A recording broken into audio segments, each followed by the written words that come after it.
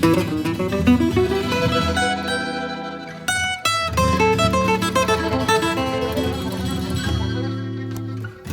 guys, so what I wanted to do tonight was talk about a plan of mine that I had to owning my sailboat. First route, it is going back into the Navy and saving up money so that I can reach it to success. Second option is getting a civilian sector job. Doesn't have to be anything special, just to save up money so that I can just go straight to Florida. Only problem with that is civilian sector jobs don't pay as well as the military. Also, too, one other thing that I want to do is start this channel and bring you guys along. The routes, they kind of all lead me into some other facet of life, basically. And what I'm trying to do is take my hands off of it and let God steer me into the correct direction. I have re-enlisted in the Navy, and my experience, the second go through with MEPS, was a very nonchalant experience, basically, with the certain aspects of why the military is lacking bodies and manpower. It really shows at MEPS these days. And what that did was really put in perspective to me of what I'm actually getting into. And so with that being said, my experience at MEPS, it was a rather lax experience. There's really no reason why a person should fail at MEPS. The tests are very basic now, from back in as far as even 2018. Now there's absolutely all privacy on all accords, as far as the duck walk, as far as your medical history, as far as even getting your eyesight taken, blood drawn. It's so formal and direct and personal that you have no reason to be afraid or nervous or any of it. And I just wanted to come to this channel and share that with you guys on tonight, basically stating that you should have trouble with MEPS unless you have something actually medically wrong with you.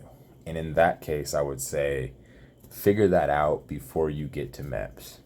There's so many ways that you can go wrong at MEPS, and the last thing that you want it to be is because you don't have the proper paperwork and you have to go back and find out with this doctor on certain aspects of your life and medical history that even you forgot. So, and make sure that whatever you say to the recruiters and you fill out on your paperwork and your pre-medical screenings, that whenever you get to that chief medical director, you know exactly what to say, and you're going to say it exactly the way you told your recruiter, because that is what's going to get you hemmed up and sent right back home, and it's going to delay your process in shipping out to basic, because that's what you're all trying to get to anyway, is trying to get sent to basic, excuse me. So with that being said, be thorough in this process and understanding that it's really a choice that you're gonna have to make and commit to. It's something that you don't want to take lightly. It's not something that you should joke around about. It's not something that just because you've seen Full Metal Jacket or, Battleship or some movie like that, that you should just kind of expect that to be your outlook on the military, because once you get in it, it's completely different from what you see on TV, even what you see on YouTube channels. So make sure that you understand that there's a route that you're going to take with even as far as you go into MEPS. That's your initial start to your military career and how you're going to project yourself and be successful.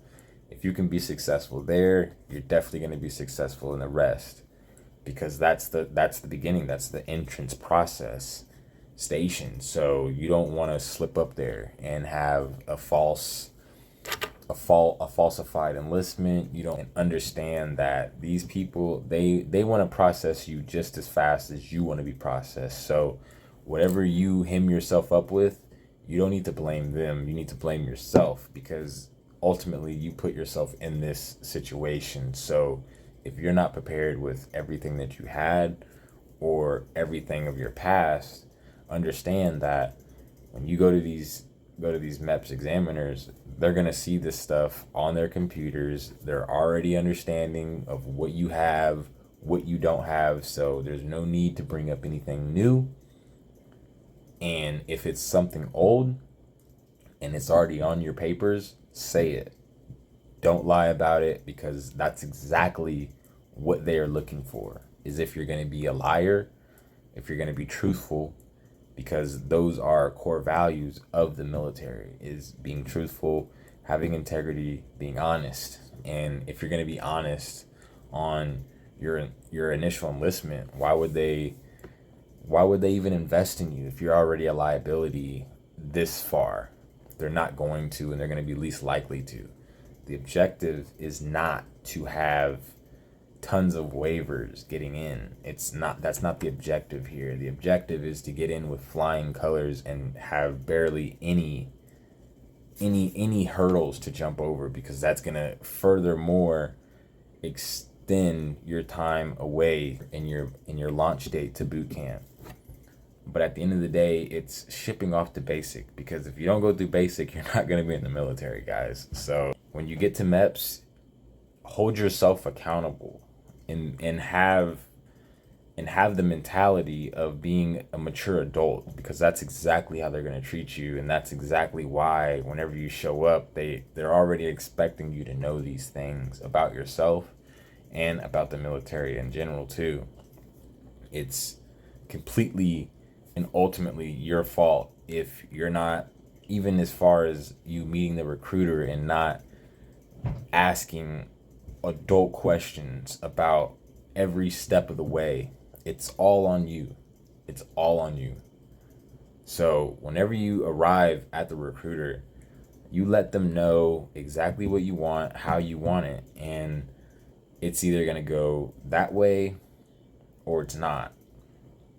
And once you finally get to that agreement point to where you're at MEPS, you're taking your ASVAB, you're doing your medical screening, you're doing the physicals, there's really no hiccups, and you're not uninformed about your decision, because that's what I seen today when I was at MEPS, was so many young adults there, and they just had no idea what this was at this point. And it really stood out to me, because that's what you want to see. That's what you want people to know, is that you're not getting in fairy tale land. It's not what you see on YouTube. It's not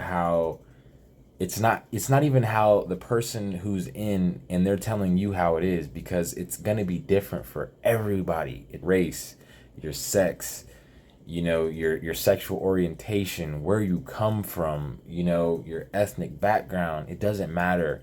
It's going to be different for everybody. You're going to want to make sure that whenever you step foot in the recruiter's office, that you have a game plan and that you let them know exactly what you want. And if they're promising you things, you need to have that in writing. And whenever you're doing your before they send your pre-paperwork, before they send you up to MEPS, you need to make sure that you have everything that anything that's gonna hinder you up, you have it out in the open if you're already telling them, and make sure that you have all that paperwork and document in your file packet, so that whenever you get to MEPS, they're not asking you, where's the paperwork on this stuff? They're gonna send you to, your doctor back from middle school, or your pediatrician from whenever you were 5 years old. Even the recruiters, guys, they get it wrong too. You can't solely rely on the recruiter to muscle you through it all.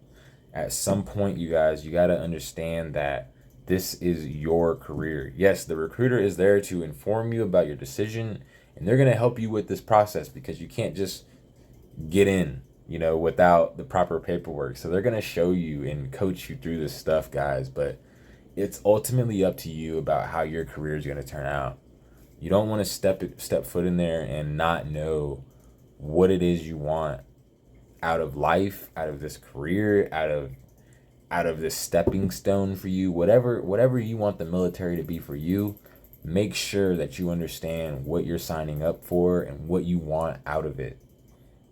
There's so many times where today, even because I was at MEPS today, and that there was just so many of these kids that were just in there and they just were goofing around, not taking it seriously. And I understand it's a fun and silly, process, and some of the things that you have to do are unorthodox, and that you might not be used to taking off your clothes in front of other people, and that and yes, they make it fun so that it's not so awkward. But understand that they're still expecting you to be a mature adult. Okay? You don't want to step foot in there and not have that kind of mentality. Those things will get you sent home at MEPS. I seen it today. I witnessed so many other people not having the correct documents today and just being completely pissed because they apparently weren't aware that they needed this paperwork. And that sometimes too, that falls short on the recruiter's part as well. But like I said prior to all of this, you don't need to have the recruiter just on your case about everything. Yes, the recruiter needs to let you know exactly what documents you need. They do need to let you know that, hey, if you tell me this and you go and tell the medical examiner this, they're going to question it. They're going to bring it up. If they ask you, have you ever had a broken arm? You tell them no, and in your file it says you broke your arm 3 years ago. They're gonna write it down and you're gonna be caught up. It doesn't necessarily mean they're gonna disqualify you, but they will ask you for that paperwork, and that will get you sent home, guys. Also, too,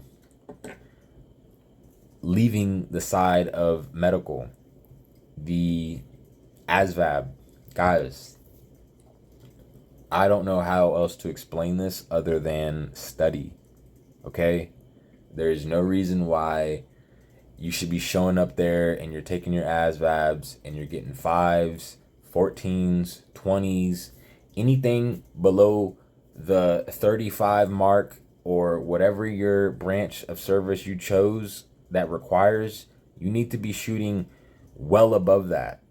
Now, with that being said, that doesn't mean that you're going to have a 90 and you're going to be some intelligence or some secretly classified job. It doesn't mean that, but you want to shoot for the best, guys. This ultimately optimizes and widens your choice of jobs within the military. You don't want to be that person that scored so low that all you can have is some measly pathetic job that you didn't want to do. Excuse me. Really take this serious, guys. There's so many online forums that you can take a practice ASVAB. Ask your recruiters to send you links, guys, so that you can take practice ASVABs and keep taking them. These practice ASVABs, guys, they're going to give you a general idea of the questions that are going to be on these tests. And it's not to say that, hey, you might not know exactly what they're asking you, but you're at home. So during this practice test, the questions that they ask you guys, you can look this stuff up and get a refresher on this stuff. There's no reason why you should be going into these ASVAB tests and scoring so low. It's beneath you. These tests are designed to help you, and also designed to help the military out to find a job for you. What you're gonna do in this career is solely up to you and how much you want to be prepared, guys. Do not go to boot camp unprepared physically, unprepared mentally, unprepared with paperwork. Go Work out, bare minimum, do the physical fitness tests of your branch. Do those a couple times a week, guys. Do them a couple times a week. Make sure that you are at least passing. Be confident in your own skills with this. Be confident. Now, I also said be prepared mentally. Understand that this is boot camp. It's designed to be hard. It's designed to be hard. Taking away everything that you have learned throughout your life and throwing it in the trash. You have to understand that. Yes, you're going to miss people at boot camp. Yes, you're not going to be talking to everybody at boot camp. Yes, you're going to make the best friends of your life at boot camp. But understand, boot camp is not the place to be socializing. Boot camp is the place to be understanding teamwork and camaraderie. That's it. Camaraderie and teamwork. Teamwork being that you are going to be put in settings where you have to work as a team. Camaraderie meaning that if this link in the chain is breaking, you have to be able to pull that chain back together. You guys are only gonna be as strong as the weakest link in the division. Okay?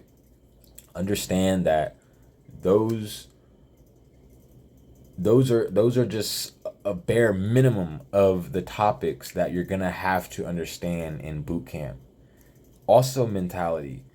Missing people in boot camp. Guys, you're not gonna have ample amounts of opportunities to talk to everybody. You're not going to always be able to stay up at night sending letters home. You're not going to have your phones all the time, guys. You're not going to be in there Snapchatting.